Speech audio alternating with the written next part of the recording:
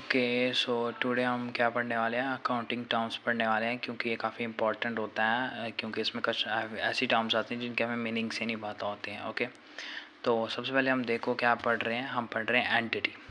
तो एंटिटी क्या होता है, कोई भी ऐसा इकोनॉमिक यूनिट को नॉर्मली हम क्या कहते हैं, एंटिटी कहते हैं। ठीक है, जिसमें दोनों आ सकती हैं, कोई बिजनेस एंटिटी है या फिर नॉन बिजनेस एंटिटी है। Non business entity like NGOs आ गई। ओके, उसके बाद दूसरा आ गया बिजनेस ट्रांजैक्शंस। ठीक है, बिजनेस ट्रांजैक्शंस क्या होती हैं, ट्रांजैक्शंस हमें पता क्या होता है, इसमें मनी का फ्लो होता है।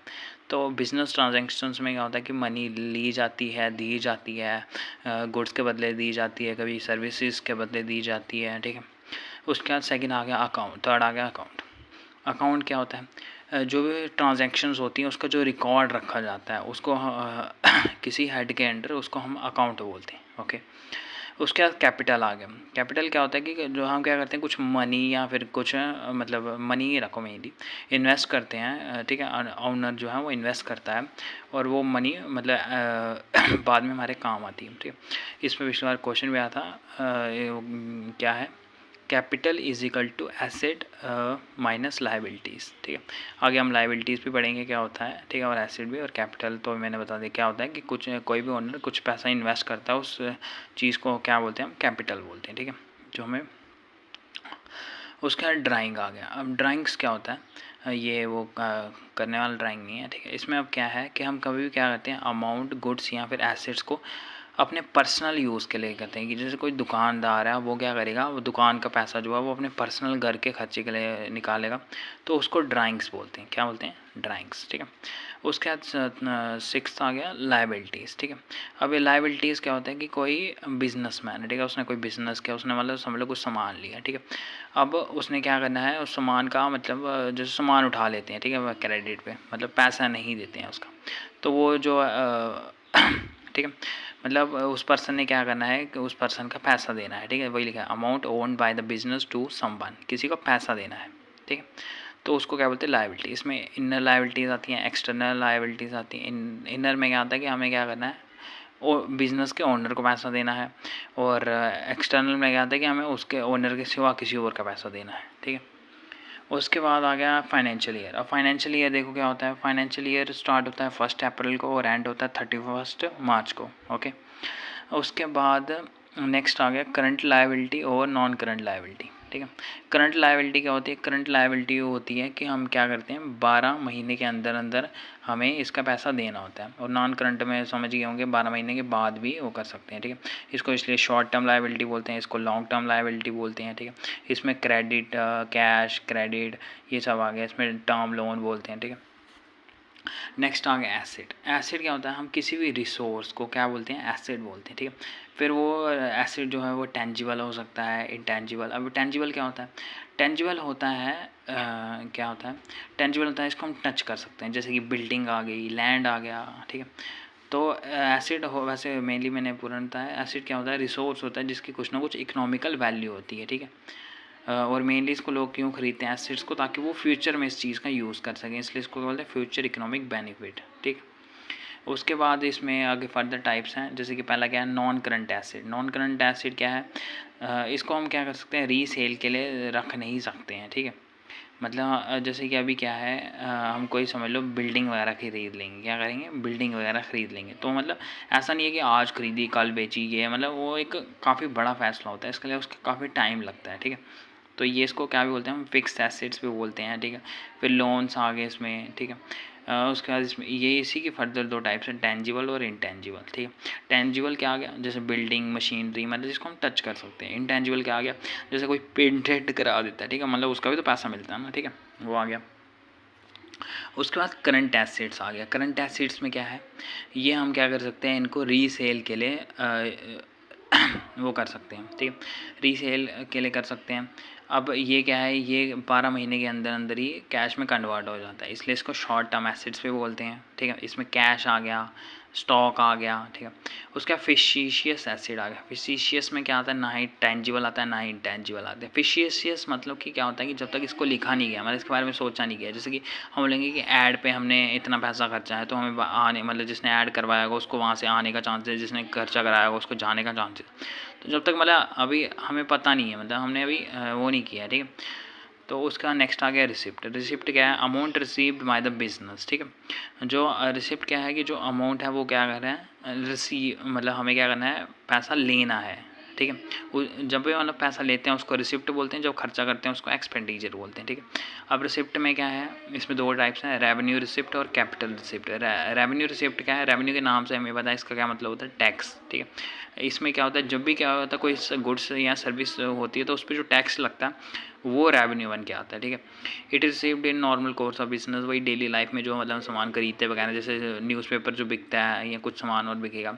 फिर कैपिटल रिसिप्ट। कैपिटल रिसिप्ट क्या आता है, इसमें हम किसी फिक्स्ड एसेट की सेल करते हैं, जैसे बिल्डिंग है उसकी सेल करेंगे, ठीक है।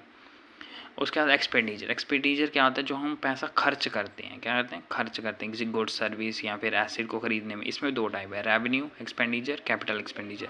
रेवेन्यू एक्सपेंडिचर का मतलब तुम्हें समझ आ गया कि मतलब जैसे देखो क्या है, जो गवर्नमेंट एम्प्लॉयज़ होते हैं वो अब टैक्स तो कलेक्ट करते हैं लेकिन उनकी भी तो सैलरीज देनी होती है ना, तो ठीक है, वो आ गया रेवेन्यू एक्सपेंडिचर, ठीक है। उनकी सैलरीज वगैरह देंगे या कुछ और सरकार का खर्चा होगा, ठीक है। सरकार को भी तो बड़ा कुछ खरीदना पड़ता है, जैसे कॉलेजेस में रजिस्टर्स वगैरह खरीदने पड़ेंगे, पेन्स वगैरह खरीदने पड़ेंगे, ठीक है।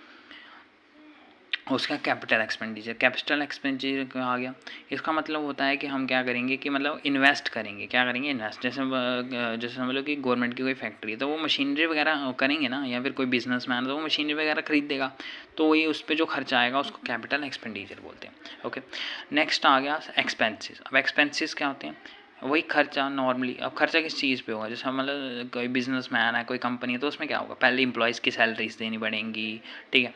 कोई इधर कोई एक्स्ट्रा मतलब कुछ भी काम करता है तो वेजी सैलरी सेम, ठीक है। उसके बाद इसमें क्या आ गया, इसमें दो टाइप है, pre paid expense, outstanding expense. Pre paid expense क्या होता है, एक्सपेंस पे जो हम क्या करते हैं, प्री पेड मतलब प्री पेड इसके नाम से पता चल रहा है कि हम एडवांस में एक्सपेंसेस दे रहे हैं। जैसे हम किसी को क्या करते हैं, ये ले 5 लाख दे देते हैं, ठीक है, मतलब जो दुकानदार होते हैं तो वो क्या करते हैं, कंपनी वालों को 5-6 लाख दे देते हैं, फिर वो कंपनी वाले उनको टाइम टू टाइम सामान पहुंचाते रहते हैं, ठीक है। तो वो आगे प्रीपेड एक्सपेंसेस।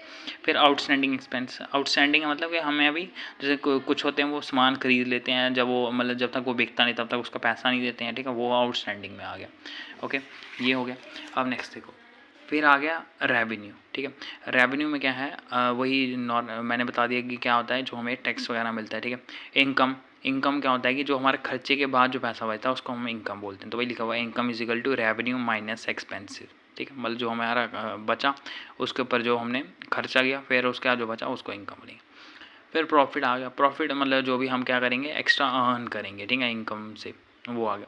अब इसमें दो, ग्रॉस प्रॉफिट। ग्रॉस प्रॉफिट क्या होता है कि जो रेवेन्यू आ रहा है उसके ऊपर जो मतलब खर्चा आ रहा है। फिर नेट प्रॉफिट। नेट प्रॉफिट में आ गया gross profit plus other income, कुछ और भी इनकम के सोर्सेज होते हैं। जैसे अब कोई नॉर्मल इंसान समझ लो वो ऑफिस में काम कर रहा है, ठीक है, तो उसको सैलरी आ रही है लेकिन उसने अपने घर की दुकानें भी किराए पे चढ़ाई हैं, ठीक है, तो उसको वहाँ से जो आएगा तो वो आ गई उसकी अदर इनकम, ठीक है।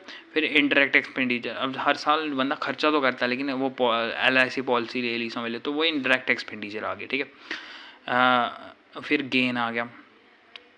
गेन में क्या है, प्रॉफिट, ठीक है, हम जो मतलब अर्न कर रहे हैं, ठीक है, गेन वही हो गया। फिर डेप्रिसिएशन। अब डेप्रिसिएशन क्या होता है कि हर साल मशीनों की कुछ ना कुछ वैल्यू, मतलब जैसे मशीन चल रही है तो मतलब ज़रूरी नहीं है ना कि जैसे तुम्हारे घर पे बाइक है तो वो एसिड ही है, लेकिन क्या हो रहा है हर साल उस पर तुम्हें मतलब कुछ ना कुछ ख़राबी आती रहती है, तो फिर एक टाइम हम जाके सर्विस कराते हैं तो वही उसका वियर टियर की वजह से जो डेप्रिसिएशन हो रहा है उसकी कॉस्ट में, ठीक है।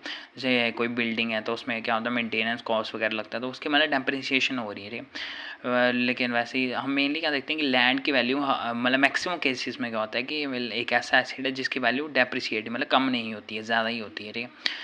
उसके बाद फाइनेंशियल स्टेटमेंट और फाइनल अकाउंट आ गया। इसमें क्या आ गया, फाइनेंशियल स्टेटमेंट तो मैंने पिछले लेक्चर में इसके बारे में काफ़ी बताया, मैं इस बारे में नहीं बताऊंगा। फिर आ गया ट्रेड पेएबल, ठीक है। अब ट्रेड पेएबल क्या होता है कि हमें क्या करना है, किसी को पैसा देना है, ठीक है। इसमें मेनली क्या कहता है, sum of creditor. Sum of creditor मतलब जैसे हम क्रेडिट कार्ड यूज़ करते हैं तो हम क्रेडिट कंपनी के पैसे यूज़ करते हैं, फिर उनको देने होते हैं।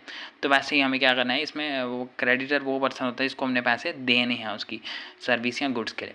फिर बिल पेएबल, ठीक है, हमें कोई वही बिल देने हैं, मतलब हम क्या करते हैं, bill payable, bill of exchange क्या है कि हम क्या करते हैं, एक क्रेडिटर को एक अकाउंट मतलब बिल दे देते हैं साइन करके कि हम इतने पैसे तुझे हमने देने हैं, ठीक है, वो आ गया। फिर ट्रेड रिसीवेबल। ट्रेड रिसीवेबल मतलब अब हम क्या, हमें कौन है, ठीक है, सम ऑफ डेबिटर मतलब हमारे कितने हैं, हमें कितनों से लेने हैं, ठीक है। फिर बिल रिसीवेबल, हमें मतलब कोई साइन करके दे देगा कि मैंने इतने आपके पैसे देने हैं, ठीक है। फिर बाउचर आ गया। बाउचर क्या होता है, बाउचर एक एविडेंस होता है कि मतलब अब दुकान में जाके हम जो बिल वगैरह लेते हैं वो बाउचर्स ही होते हैं, वो एविडेंस है कि हमने क्या किया, इनको पे किया है, इन्होंने हमें ये सामान दिया है, ठीक है। फिर डिस्काउंट आ गया। डिस्काउंट क्या होता है, रिडक्शन होता है प्राइस में गुड्स या सर्विस की।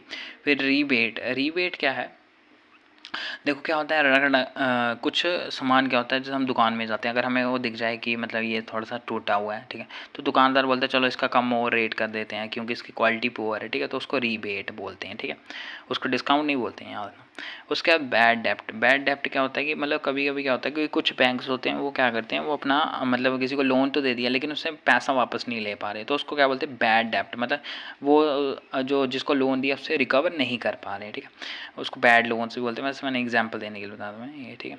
फिर आ गया परचेस। परचेस तो मैं बताइए खरीदना होता है। परचेस रिटर्न, अब ये इधर एक मेनली टर्म है, क्या है, देखो परचेस रिटर्न और सेल रिटर्न। अब परचेस रिटर्न में क्या है, मेनली क्या होता है कि परचेस मतलब हम दुकान, जैसे हम क्या हो रहा है मैं समझाता हूँ, एक समझ लो होल सेलर है, ठीक है। अब होल सेलर ने क्या किया, होल सेलर ने एक दुकान वाले को सामान दिया, ठीक है।